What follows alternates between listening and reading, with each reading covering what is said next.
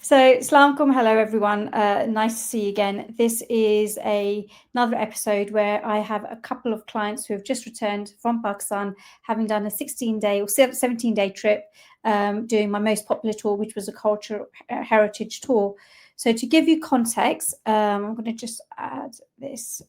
Bruce and Karen, who will be joining me on stage in a little while, did my most popular tour, which is a cultural heritage tour.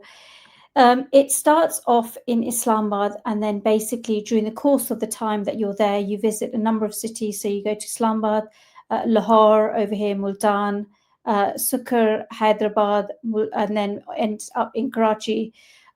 You can do this tour either as a private tour or as a group tour.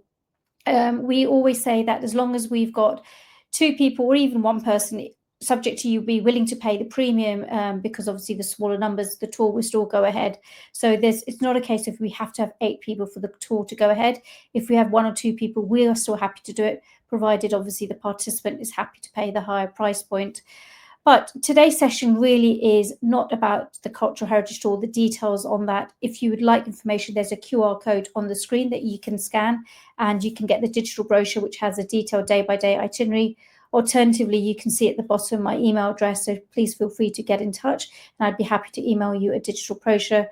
There is also on my YouTube channel another video which I did last year, so the prices are a bit out of date, but it's a 1-hour video which goes into the details of what the day-by-day itinerary entails. But as I said, today's session is really just about having a conversation with Bruce and Karen. Thank you so much for firstly agreeing to do this with me. I really appreciate it.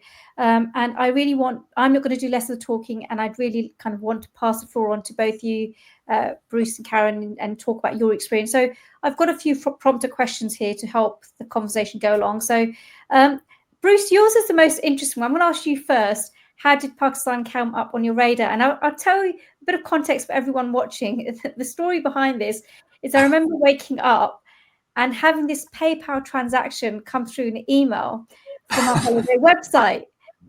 And I said to my husband, I said, this is really bizarre because someone's just paid a deposit for this holiday. I have no idea who this person is. I don't remember talking to anyone or receiving any emails. And this is, holidays are big transactions. It's unheard of. So, Bruce, how did Pakistan come up on your radar? Yeah, it was very interesting. Earlier on in the year, I went on another trip to Malaysia with a small tour group, and one of the people on the tour sent me some pictures of Pakistan, and it's been on my radar for a couple of years. And I was really interested, and the only problem is most of the tours I've seen are only doing the north because of the trekking. It's so beautiful up there. Apparently, I haven't been there, and I can't do that any longer because I'm too old and my knees are not good. So, looking at the pictures that he sent me, I contacted him and asked him about the tour, and that's where he gave me your details. And so I said, this sounds perfect because there's not a lot of trekking. It's just a cultural tour, which is right up my alley. And so, yeah, I just went with it really quickly. Fantastic. Brilliant. And just on that, we'll talk about later, but Bruce, there's a misnomer about the north, that you have to be a trekker to see the north. And yeah. I think you so don't have to be. I mean, we used to go. Oh, absolutely. I mean, as children, we used to go up north all the time, every summer to escape the heat. And we would go with our grandparents and everyone. Yes, you can do trekking, of course, but you can still enjoy the north by staying in a lovely hotel, doing short walks or going to local bazaars. So I think there's this misconception that for the north, you have to be a hardcore adventure seeker trekker. Absolutely not. You can be people like myself who enjoy scenery, but really don't want to be trekking, just want to enjoy the coffee and enjoy the views. Right. I think that's it, is that when you do look at the pictures on these tours of the north, they do always show the high mountains and stuff. And the physical rating is often, a 4 or 5 out of 5. And that's just a bit much. But I understand what you're saying, though. There's probably lots more you could do without trekking.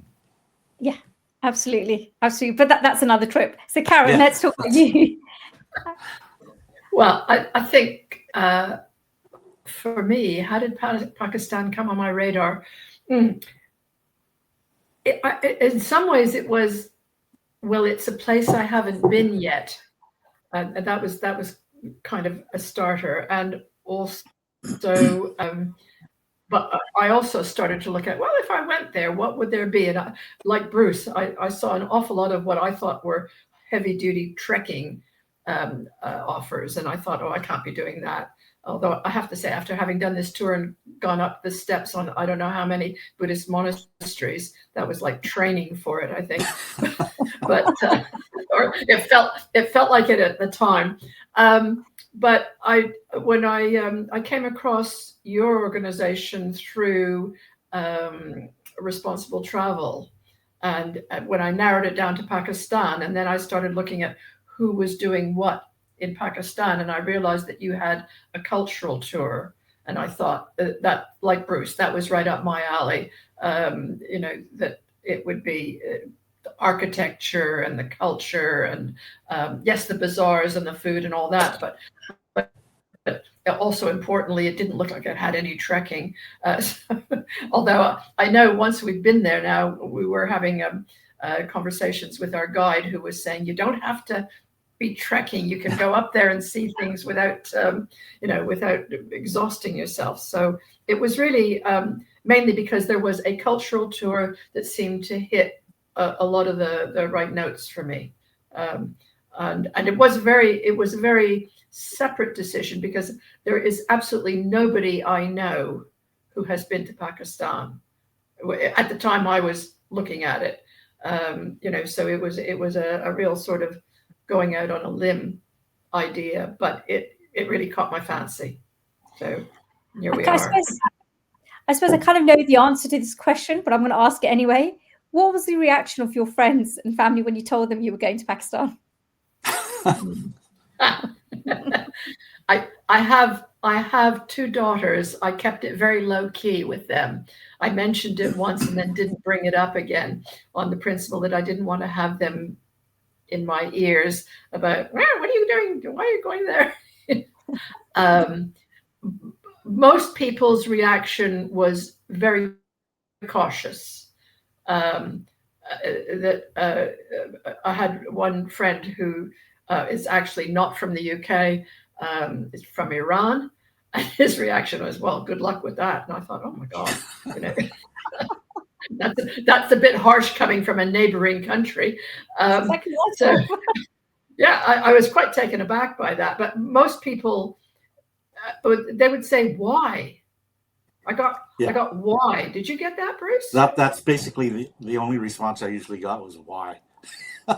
Yeah. And I usually said it was because of the photos I've seen, and nothing much more than that, because very few people, myself included, knew much about Pakistan, beyond some photographs. And that's true with a lot of countries, I think. So if that's enough for me to go. So going on to that, talk about pictures, did it meet your expectations?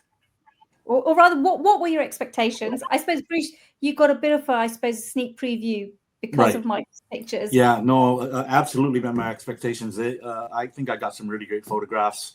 Not just the photographs, I was just happy to be there to see them in person. All the shrines and the mosques and the forts. Some of them were just, the best I've seen anywhere. I've seen some great architecture in other countries, of course. Uzbekistan is unbelievable, things like that. But I really enjoyed some of the shrines and forts and things. No, it really met my expectations for sure. And I think the business about what's there. So when people, going back to the reaction of people when you said to them, I'm going to Pakistan, and they'd say why, and with the classic. And I start to say, well, there's a lot of stuff there. There's all these UNESCO sites, and there's forts. And I had seen some of the photos from your website, and I was just trying to explain to people that it's just packed with stuff to see, and it really did meet my expectations. Yeah, and there were quite a few wow moments. That I can think back on, where you're going, oh, really, really striking environments or atmospheres, and the forts were wonderful. It was very some. Don't ask me to name every mosque we've seen. Yeah. Do not ask me that, because I could not. But there were some that were really outstanding. Yeah. It was, Yeah, really. and not only were there a lot of UNESCO's, World Heritage sites, but there were a lot of them that were just pending as well. So there's going to be, I think, a lot more in the near future. So that's always a nice thing to see. Yeah.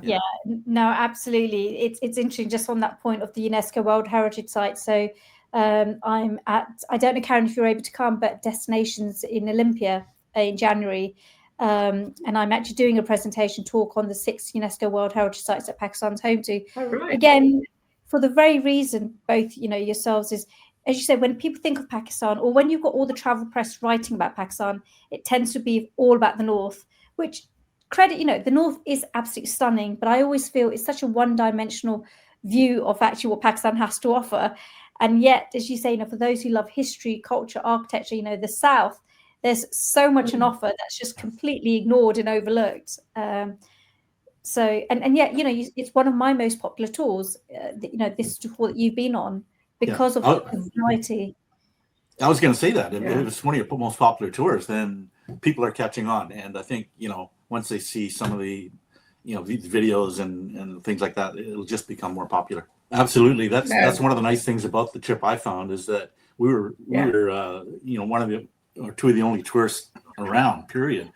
And that was a plus, because you get to see all the, the sites, without people bothering you and pushing you around and stuff like that. It was great. Yeah. It really allowed us to get immersed in various situations where, we became the focal point. That's for sure. It gave you an insight into how to be celebrities, or a day in the life as a celebrity. Yes, exactly. The numbers of selfies that got taken, and people bringing their families. I would have small children sitting beside me, with the parents taking pictures of us, and little boys being told to shake my hand, who looked to be about age 4 or something, and their father would be saying, "Shake her hand," things like that. All different ages and different groups coming up to say, where we would be the only 2 people there that were not local. Yeah. I used that exact word, celebrity. I felt like movie star for a while. That's pretty funny. And anybody who's planning on going to Pakistan, just be ready to be shaking a lot of hands and taking a lot of selfies with the locals. So it's quite good. Yeah, they would form a group and start if it was a group, and 1 or 2 would be taking pictures of you, and then one would break rank, and then they come over and say, "Can I have a selfie?" And you'd always say yes. And then you'd get swarmed by the rest of them. Each one of whom wanted to take their own selfie. And, you'd be trying to leave, and they say, no, one more, sort of thing, in the most lovely way. But it was full on. I suppose on that, did Pakistan surprise or disappoint you? You've kind of alluded slightly to it. Sorry, again? Sorry, the question is, did Pakistan surprise or disappoint you? Go ahead, Karen. I was going to say, it certainly didn't disappoint. I think it exceeded a lot of my expectations. You can see stuff from, as Bruce was saying, from photos, from other people's, maybe from presentations or just pictures of Pakistan. But it's once you're there, and you're not just seeing the architecture or the market or whatever, but you're immersed in everything else that's going on around it. It's terrific. I was going to say the smells, but I mean that in a positive way. The food cooking or whatever. The aromas. Yeah. It just makes it terrific. I didn't have any disappointments at all. There were a few surprising things which were positive. Is that the roads between the major cities are unbelievably good, like better than in Canada. I swear. It's different. Once you get into the cities, it's not as good, but the ones between are unbelievable. And the major cities also are so clean. Like, there's very little litter. It's different in the 'cause smaller places. we but- started to really notice that. We'd be Yeah. sitting in the car and going through, and you'd see people sweeping outside their shop or the street nearby, and it was really noticeable how focused they were on keeping things tidy and things not being thrown on the street. Yeah, very little. I mean, there litter, were one or two places that weren't as good, and we noticed them by exception. It was like, Yeah. oh, it got to the point where that would be unusual, and it was very few. Yeah, so that was surprising. But, yeah. Yeah. And then just leading on to that, what were your favorite moments? Oh. For me, the flag ceremony, of course, had to be one of the greatest things. I mean, it was like a spectacle. It was just a raucous experience of patriotism. And I've seen a bit of it, on other YouTubes and things like that. But being there was really special. Beautiful uniforms. The only thing that was wrong with the whole thing was I wish the gate would be able to be open so that we could see the Indian side as well. But no, that was really. I think I was smiling throughout the whole event. That was really good. Yeah. Amazing. And they were very handsome soldiers. A bit of eye candy. Well, they were. Terrific uniforms, and they really looked the biz as Uniforms. well.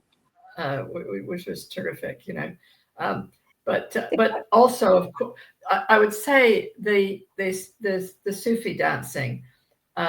It wasn't just a favorite moment, but it was also unexpected for me, because I must admit, when I saw the phrase Sufi dancing on our itinerary, I thought it was going to be something else. I thought it felt, when I saw that phrase, that it looked like it was going to be some kind of tourist experience, and I was like, oh, I'm not so sure about that, because we've been already enjoying the immersive experience of being in Pakistan, and there was this thing on there that sounded like maybe it might not be, and then of course, as it turned out, it was anything but a tourist experience, because it was 3,000 people in the mosque plus Bruce and I. And we felt welcome. I didn't feel out of place at all, but it was, an amazing experience to go through, and something that I think that will stick with me for a long time. So that was a favorite. Also, some restaurants were very good under favorite moments. There was one in Peshawar that was very nice. Early on, the one with the kebabs. Oh, the one with the guy cooking the mutton in the wok, kind of thing. Cooking the mutton in the wok, yeah. Yeah, that was really good. That was delicious. That was really nice. Yeah, the reason I asked about Peshawar is that, so where you ate Food Street, obviously it's my home city. That specifically is famous for it's called Namak Mandi Karai Gosh or Karai chicken. So what you had, the mutton, and wok is basically in Urdu Karai. So it's famous for its kind of karai. So often when we've got big events at our home in Pakistan, we would get the food especially made from there and serve it. I think it was that place. Yeah, because I think Murad told us that it was a famous place for mutton. But it definitely was so delicious. Yeah, it was so simple. Yeah. Just some meat and some bread, and it was unbelievable. It was. We scoffed a lot. It's really funny because it's a funny debate, because I'm from Peshawar, as you know, and my husband's from Karachi. So even within the country, the way you make dishes are very different. So as you say, karai gosh is a very simple dish. It's just tomatoes, chilies, and a bit of salt and pepper, and that's about it. And yet when they make the same dish in Karachi, they add cumin, coriander, like all the spices. And I look at them and said, "You just completely wrecked a simple dish. That what you're making is not karai gosh." So we have this running joke, where apparently we don't make it properly and they do. And I'm like, but it's in the name. It's called Peshawari karai gosh. So I think we're authentically that. A lot of people ask me about the food. Well, since I've been back, and various people very interested in what was the trip like, a lot of the questions were about the food. How was the food? And I had to tell them, A, it was very nice, and B, that it was not as spicy as there seemed to be this perception that it would be very, very spicy, and that I would get an upset stomach.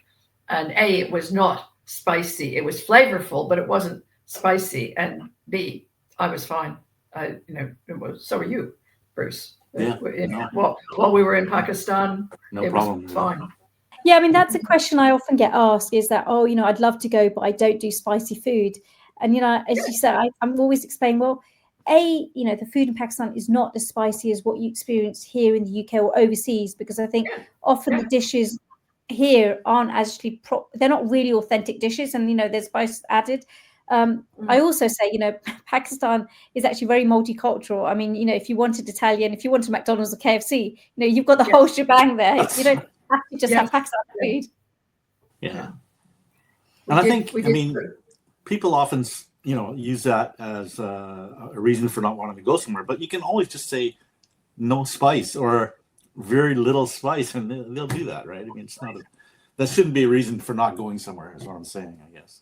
Yeah. I think we were asked a couple of times in some restaurants we went to, how would we like it? And they would give us the option as well. So it was very much within our own control.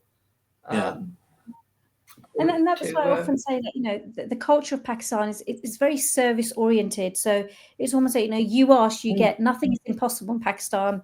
It's where if you don't ask, then no one's a mind reader. They won't know. But if you ask, 90% of the times they'll go out of the way to try and accommodate and do what you need. I was just thinking also with the food. We ate with Abdul, our driver, and Murad, our guide, and we went to quite a number of places that I think Abdul knew about, which were extremely local. I'll call them. They were very, very authentic. And we would eat what he would translate to us, because the menu would not be in English usually.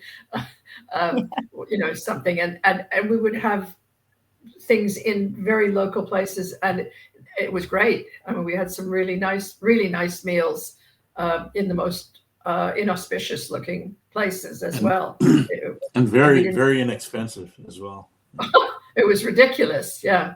I mean, we were sort of, the problem was, because of the numbers of rupees to the pound or to the dollar, it sometimes would look like a big number. But actually then when you stepped back and said, hang on, this meal came to £3.52 or something, and we were full, it would be like, it might look like thousands on the bill, but it actually was hardly anything. Which was terrific. And that's why I was saying. No, I was going to say, this is especially of the places where Abdul took us, because they were so local. I mean, it was cheap anywhere basically, but these are super cheap. And delicious. And then, oh gosh, I just remembered also, there was one night that we were in a restaurant with them, and there was a lady, mature woman at the next table, a Pakistani lady, and she heard us talking and came over and started chatting with us a little bit. And the next thing you know, she asked if she could buy us dinner, which was, I just bizarre. Thought that. It was bizarre. And we said, no, that's quite all right. Thank you very much. And so she went away, and then she came back with some sweets, I think, or a chocolate bar or something, or biscuits. I can't remember what it was, but she said, well, you must have this at least. And we didn't know her. She was just sitting at the next table. I have to say too, at that point, the cynic came out in me. And I thought, what is she doing this for? Like, why is she offering to buy us dinner? And I'm going, oh, but after a while, I'm going, oh my God, she was just a nice person. And I think that's what often saddens me in terms of the way the community is portrayed. in the mainstream media generally, because it reminds me of a story where I think it was last month, my husband and I just went for breakfast at a local place in Southall, and we got chatting to this lovely couple, met them for the first time. They had a cute little daughter, and we got friendly, and then they left, and then we asked the waiter for the bill, and he said it's sorted, and we were like, well, what do you mean it's sorted? And that gentleman, who we knew all of 10 minutes, paid for our bill. And we're like a family of 5, so I've got 3 grown men, so it wasn't a cheap bill. And we felt so embarrassed, and because they were younger than us, it was almost like we were like their older brother and sister. But I think that is just a Pakistani way, where it's never about, not always, I'm not saying everyone's like that, but most of the times it's not hidden agendas, it's nothing, it's just a warm, hospitable thing. It's just part of our culture. Yeah.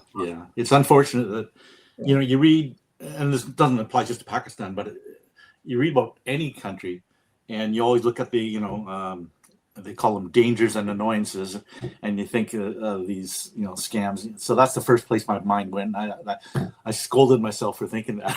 But that's natural. It's natural. But actually, just that slightly tangential, but just picking up on that as well, in terms of, you're saying, Bruce, about the things that would be saying you got to watch out for this, that, or the other. One of the things I did when I was packing my case for the trip is I have one of those kind of money belt things that you wear, so you can put your passport and some of your money and carry it around on your person.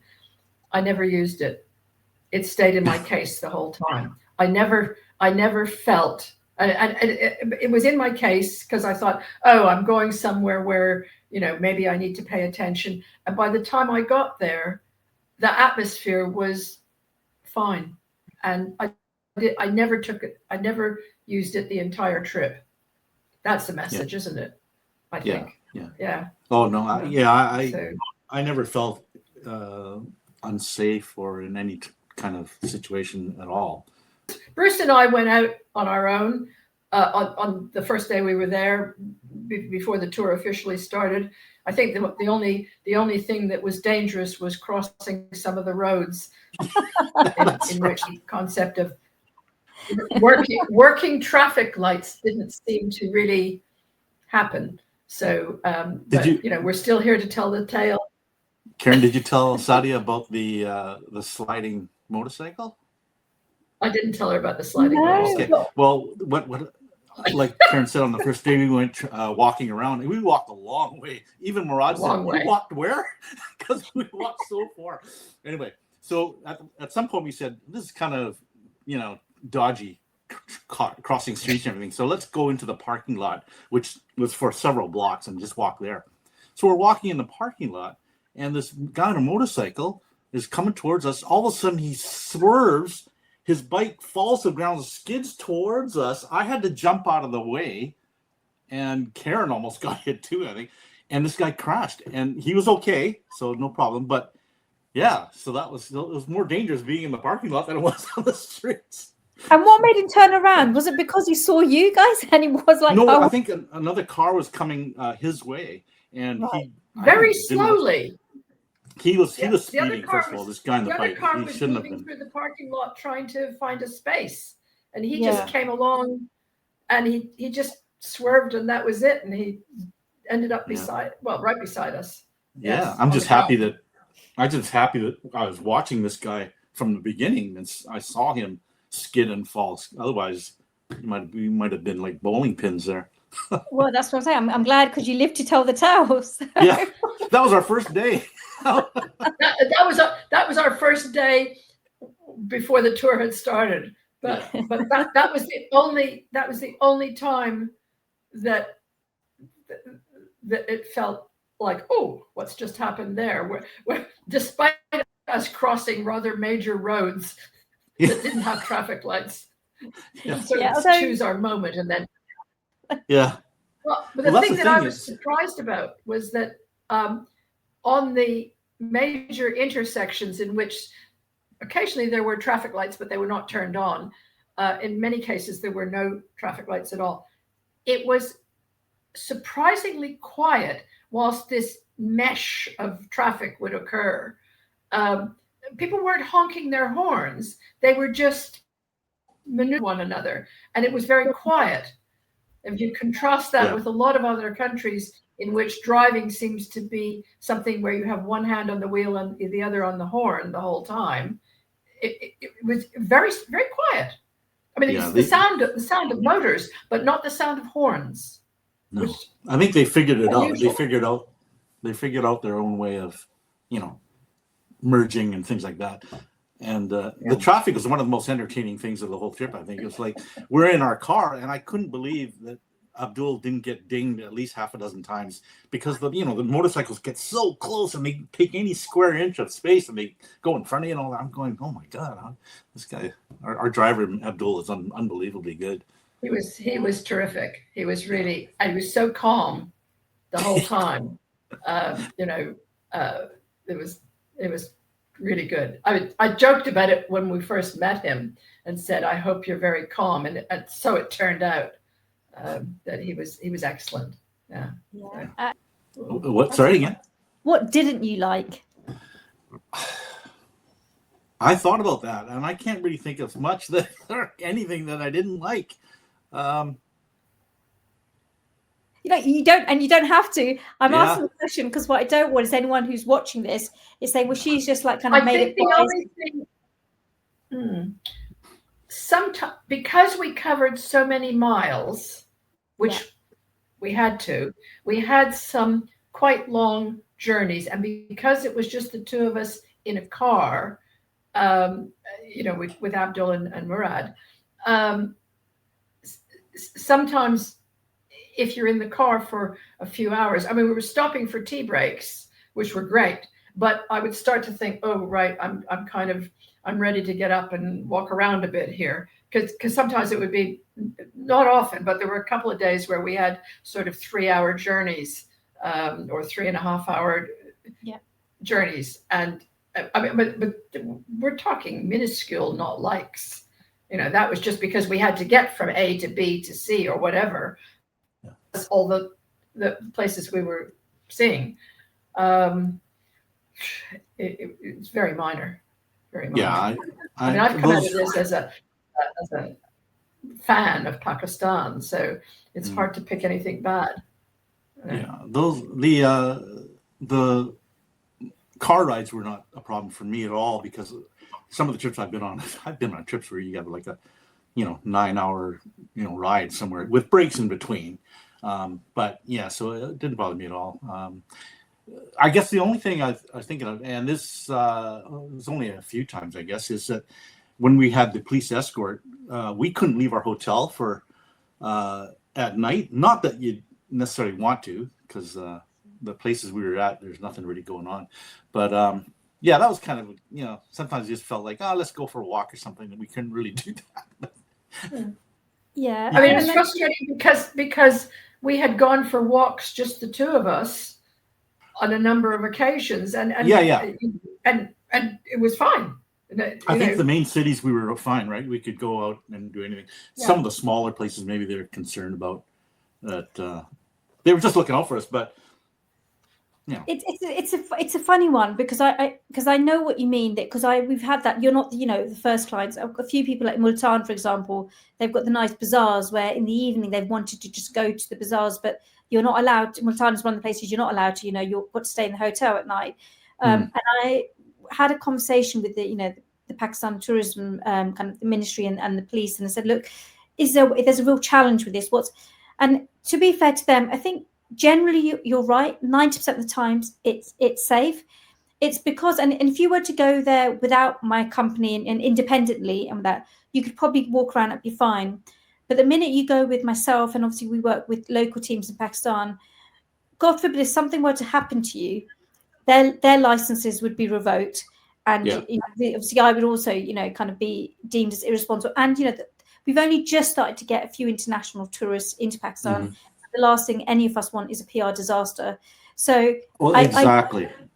I agree with you. It is a bit of a damper, but it's almost like you're damned if you do, you're damned if you don't. And I think particularly with Canadians and Americans in particular, that they're just even more cautious and nervous about it. But it's a shame to, because I feel sorry for the city of Multan, because I feel that the local businesses there lose out, because you know to take tourists there to do some shopping in those bazaars. And you know, one of the reasons why I do it is to help the local economy and help the local businesses. So it's frustrating for me, but it's almost it's trying to get that right, the right balance.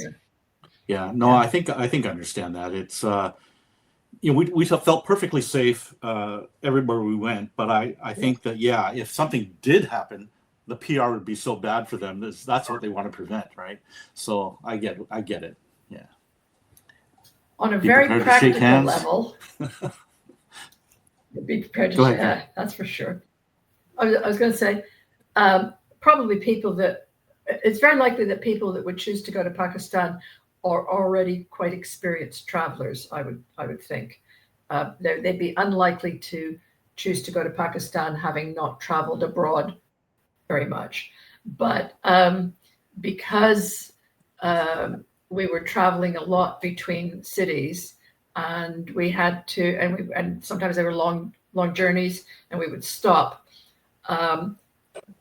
As a female, take toilet paper with you, because. But I think that most people who've traveled abroad quite a bit already know about that one. Oh yeah, I always have a stash somewhere. Yeah, absolutely. Because you know, you would have occasion where that would not be available readily. So that's a tip. It sounds like a silly one, but there you go.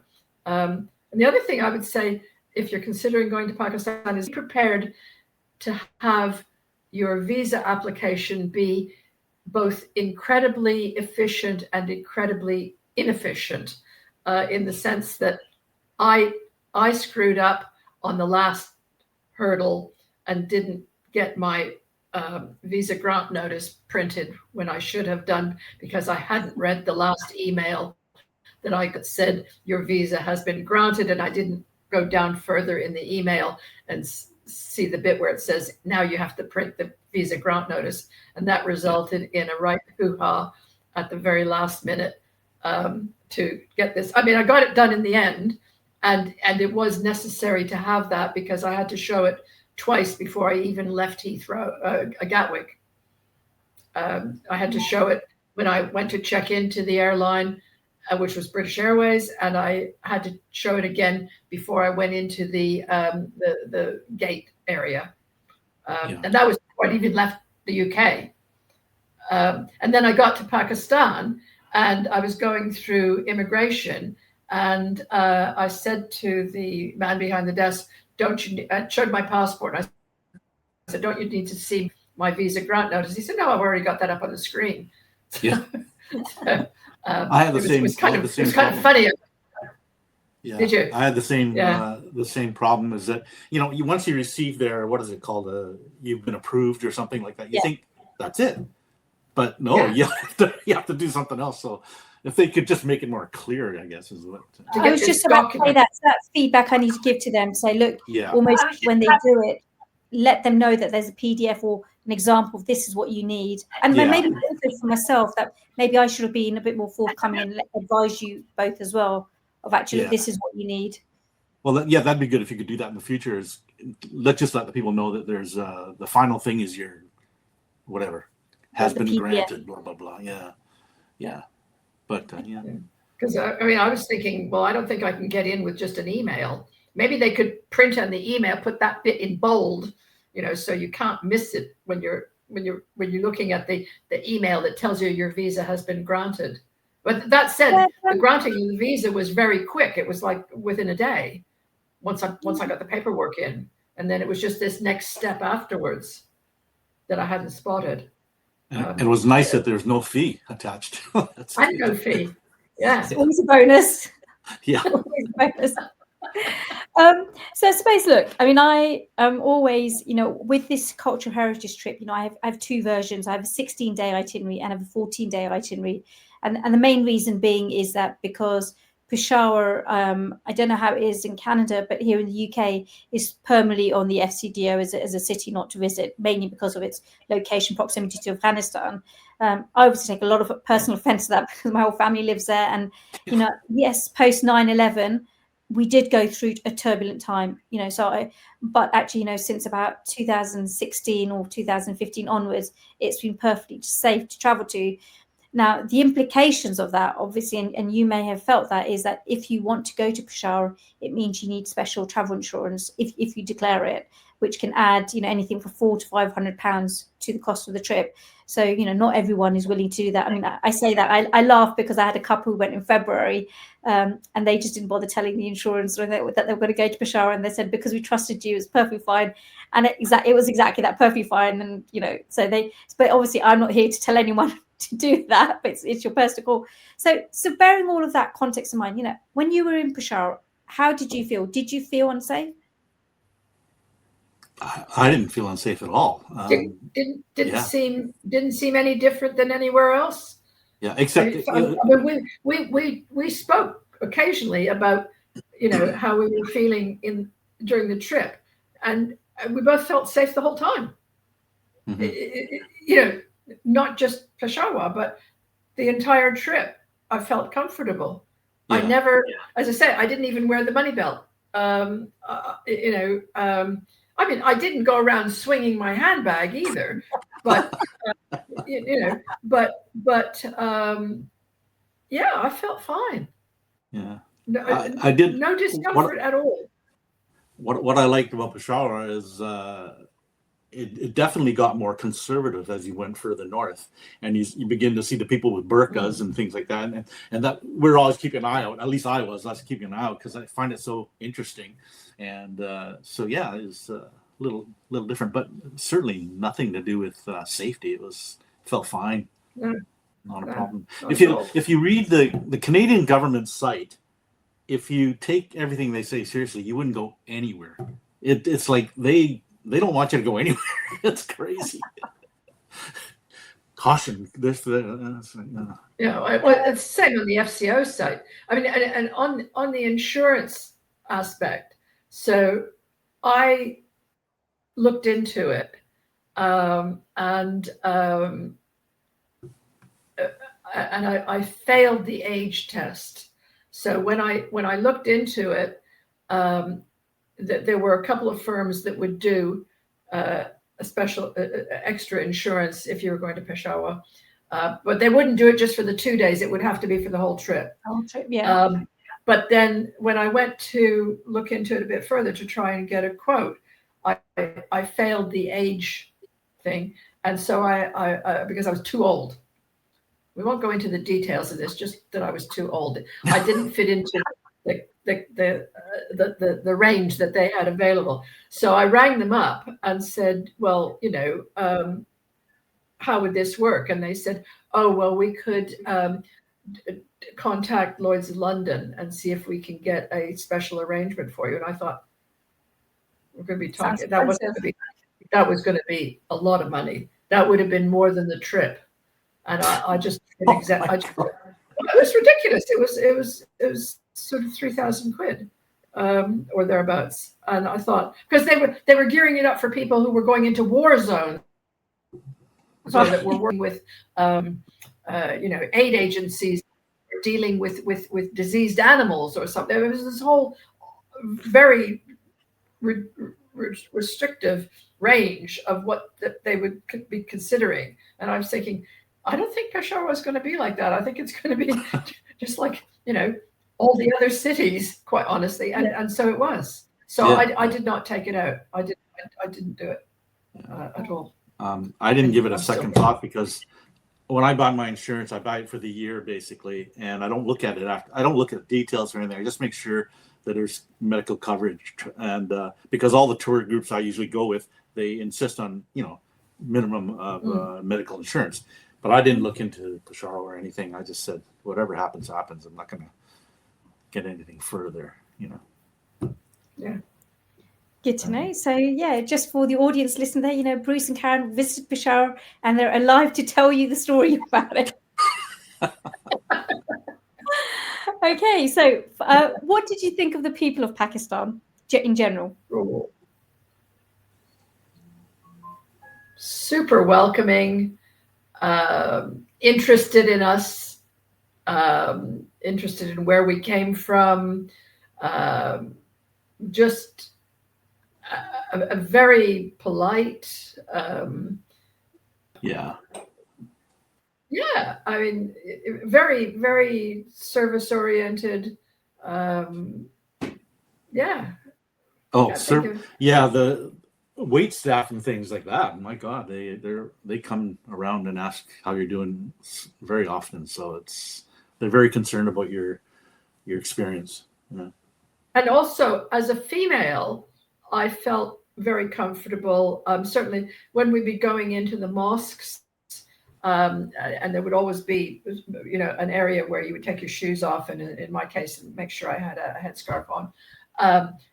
If there was a place to sit down, or if there was a chair there, if someone else was sitting on it, whoever was at the front gate would just tell them to get up and let the lady sit down so she could take her sandals off. And when I was coming back out, they would clear the chair so I could sit down again to put my sandals back on. And I don't know if it was because I got gray hair or because I'm a tourist, but they were very very positive about making sure that I was comfortable always, which was nice. Also, I wore long sleeves most of the time, which was a real plus in two ways. One, because it was very, very hot, and having the long sleeves kind of kept the sun off a bit, but also it just made it easier for me to not feel like I was intruding in any way, which was good. One thing with me is I like to wear shorts everywhere I go. And Karen, that was an ongoing thing, right? So what I ended up doing was I had my these loose pair of pants that I had, and I had them in my backpack everywhere we went, so that if I'd look at Murad and say, Murad, are these shorts okay? He'd look at them and go, no, long pants is better. So I'd whip out my long pants, put them on. Then when he got back from the mosque, I'd take them off in the car. That's pretty funny. Yeah, but yeah. So bring long pants that you can pack in your backpack and slip them on and off easily. So that's one tip. Fantastic. I wore long pants as well. I was just about to say, because that's preempted a question I had, because I often get asked questions, about women, from women, what should we wear? And I'm saying, you don't have to wear the look. You can wear Western clothes, but as long as it's just modestly dressed. Did you? Yeah. I mean, so what were you wearing most of the time? So trousers and long sleeve tops. I had a lot of baggy long sleeve cotton tops, which were great because it was hot, but a dry heat, but it was hot. And we were out in the sun a lot, especially when we were in the archaeological sites where there was not much shade. So having the long sleeves and loose clothing was a real plus. And I brought 3 pair of baggy trousers, which I would swap back and forth, and that felt perfectly comfortable. And I had a scarf. So if it was a mosque day, which wasn't every day, but there were, most days had a mosque involved, sometimes more than one. So having a scarf, which I would just keep in my bag and then put it on when we were in a mosque, but not when I was, or if I was, at a shrine or a tomb also. But I mean, if we're walking around, we're in the markets or we're eating meals or anything like that, I didn't have to have a scarf on, and I didn't feel that I was upsetting anyone, because there were many people in those situations, many women who were not wearing scarves. That was only in the mosque or in visiting a tomb or a shrine, really, where I would just flip it on and that would be it. So yeah. Fantastic. I mean, we're coming up to nearly an hour, and I try and keep these kind of within the hour. So before I ask the final question, I'm going to ask a quick question. which wasn't on the WhatsApp group or questions. So if you were to use an adjective to describe Pakistan, so 2 adjectives. Bruce, to you first. What 2 adjectives would you use to describe Pakistan? Oh, I'll let you have 3 if you want 3. Fascinating. I don't know. I'll use a phrase. Many of the places we went to, it felt like a step back in time. Some of the forts and some of the shrines were just so incredible. I don't know what else. Karen, you go.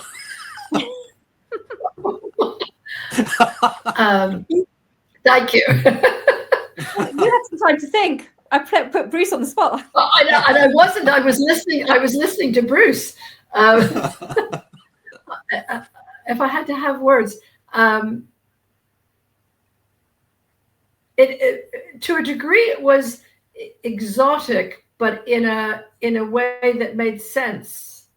So it exotic, and because we saw a lot of very old architecture, or obviously the archaeological sites and so on, the tombs and the shrines and the monasteries, but they all seemed to fit in, and they were within the context of the country. They made sense to me in a way. I could kind of see how it worked. I since I've been on this trip, I came back and I'm reading a book which is focused on the whole time of the Raj, and a lot of it, of course, is covering what was going on in what is now Pakistan. So I'm reading a book, and it's got Multan, and it's got Bahawalpur, and along with Lahore and Karachi, and places that people have heard of. These other places, and I was thinking, oh, I've been there. Yeah, I remember seeing that, which was really great because it sort of all starts to make sense. It's a terrific place to see, to experience. Can I mention one thing? I just want to mention how important the seeing the overladen trucks were. The ones that were carrying cotton and hay. That was fascinating for both of us for the longest. Every time we're in the car, we're going, "There's another one." It was just the most amazing things, and the decorated ones, of course, as well. Yeah. So I've got one last question, but I'm thinking that actually, Bruce, is quite a nice intro. I asked for your pictures, and I've put together a little kind of video montage of which we've got a couple of those pictures of the trucks that you're talking about. So what I'm going to do is I'm going to momentarily take all of us off the stage and put that video on so that people know what you're talking about and they can relate. That'd be great. Yeah. Okay. Thanks, Sandy. That's all right.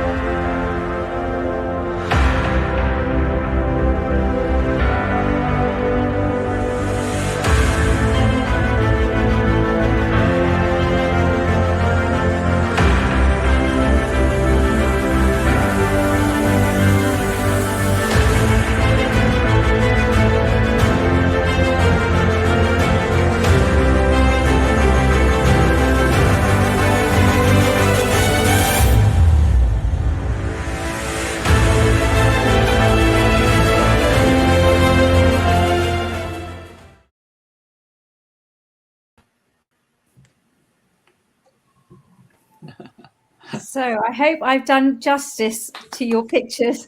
Oh, Very yes. good. Thank you. That was great. No problem. Really I'll send that to you. But the reason I wanted to show that video now rather than at the end is obviously for the audience. I know we're recording this, and when you watch it back, at least now you understand when Bruce talks about his fascination with those trucks with the thing. They saw the image, and you know exactly kind of what he's talking about there. And thanks for putting the place names on most of those, because I can't remember the names. That was Karen. I can't take credit for that because I think Karen, when she shared pictures, Thank you, Karen. he had labeled them. Okay. But I had to. I mean, I would look at the picture, and then I would look. I have to say, I cheated. I would look at the picture, and then I would go back to the itinerary, and I tried to figure out what it was likely to be. And then I went on Google and looked up the same thing. I thought, oh, that is that one. And then I would put the two together. Yeah. Because after a while, they start to blur. Of course, I mean, there were some that really stood out, like the Shah Jahan Mosque was particularly striking to me. But others, I was thinking, I can't remember. That was a group of tombs, wasn't it? You know, or whatever. It's hard. Yeah. No, absolutely. So on the final note, would you go back and would you recommend it? And if you had to rate Pakistan out of 10, what would you give it? So Karen, I'll ask you first this time. Oh, okay. It gives you some thinking time. Well, I would give it a 10. I mean, because it just was wonderful. It did not disappoint at all. Would I go back? I've already sort of thought about the business of going to the north and doing a non-trekking visit. When that would be, I don't know. But, there's certainly more to see in Pakistan. And it was a great experience. Amazing. Yeah, very much the same as me. I would rate it very highly. I've told people it's one of the better trips I've ever been on because of it fulfilled all my expectations as to regards to sites. Like, and that's where I usually go for, and the people, and it fulfilled all those.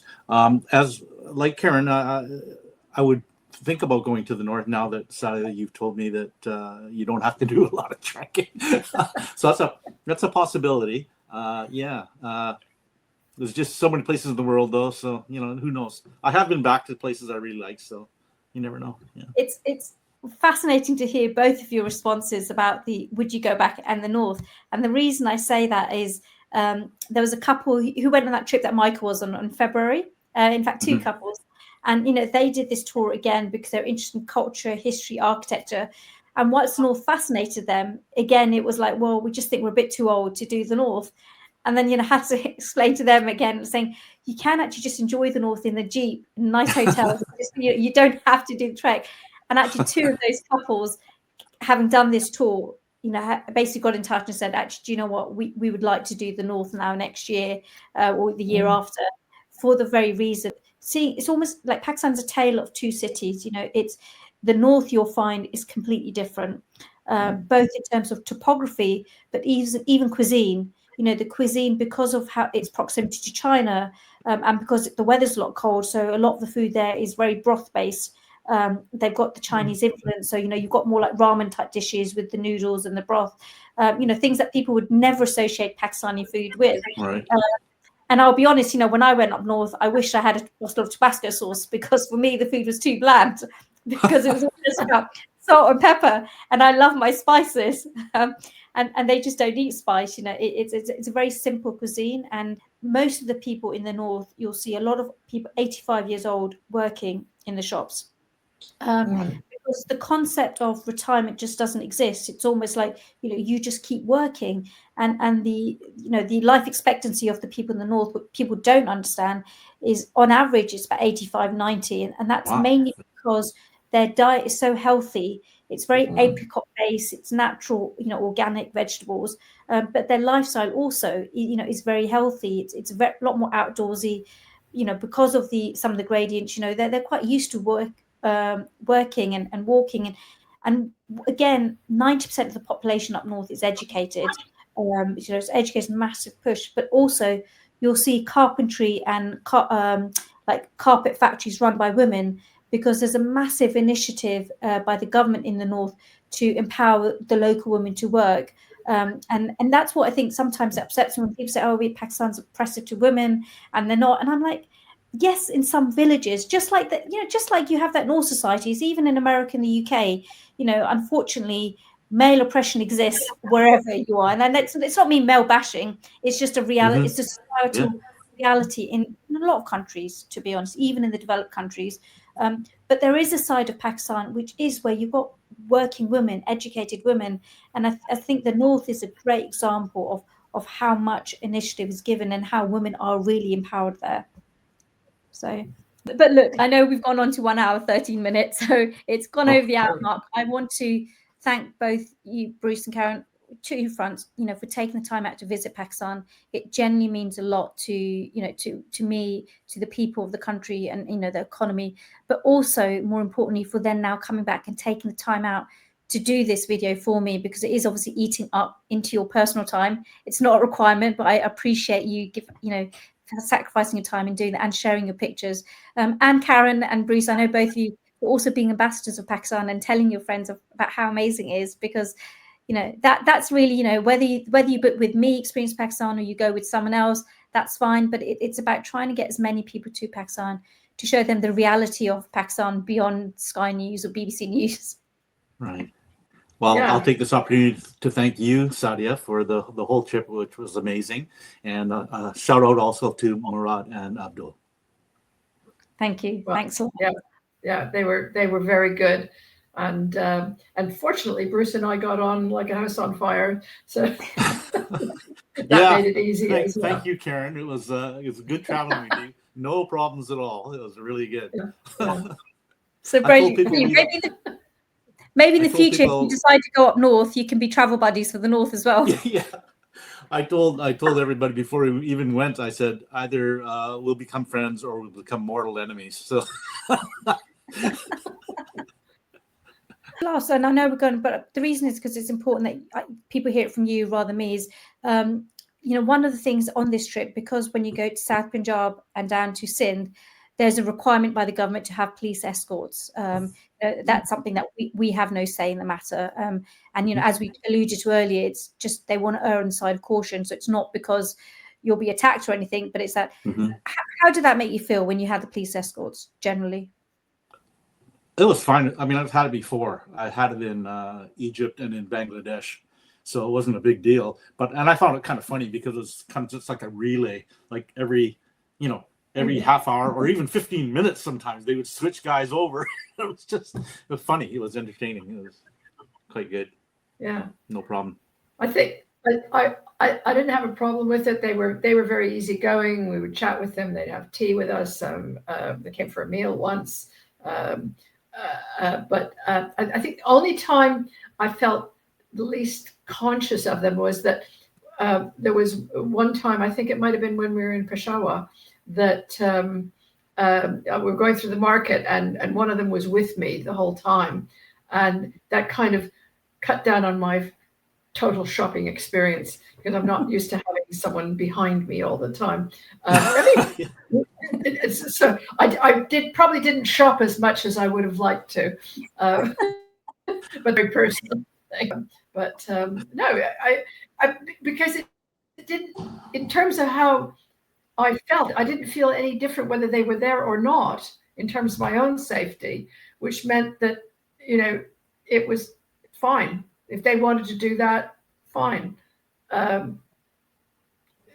It wasn't, it didn't impact us. Maybe you just felt that there was a limit on your time in terms of looking around at things because there's somebody there right there. Yeah, but then I would acknowledge I like to shop on my own anyway. Yeah. I think as women, many of us do. So. Fantastic. Well, look, thank you so much, as I said, for sacrificing your time. Lovely chatting to you, lovely catching up, and I'm delighted that you had such a good time. And I think the team generally thoroughly enjoyed taking you around. So, all of them were conveying their regards to you and, thanking you as well. So on behalf of the team, thank you. Fantastic, brilliant. But listen, thank you so much. If any of you, I'm just going to remove them on stage. If any of you have been inspired by what you've seen and you'd like to learn more about what there is to see and do in Pakistan, please kind of get in touch. That's my email address. I'm more than happy to either chat via email, or you can give me a call on 0203 150 1444. I'm always happy to have a chat. I think really, once we have the itinerary, everything we do is also tailor-made and customized. I always say it's not my holiday, it's your holiday. So it has to serve your purpose, not mine. As you would have heard from both Bruce and Karen, they had a fantastic time. Please see the country for yourself and then judge it. Do not judge it by hearsay or what you hear from people who have opinions based on what they've seen in the media, rather than the reality of having visited itself. It's not perfect, and I'm not saying it's perfect, but it's far better and far more hospitable than many people like to make it. Thank you all. Have a lovely evening, and my team and I hope to take you to Pakistan someday soon.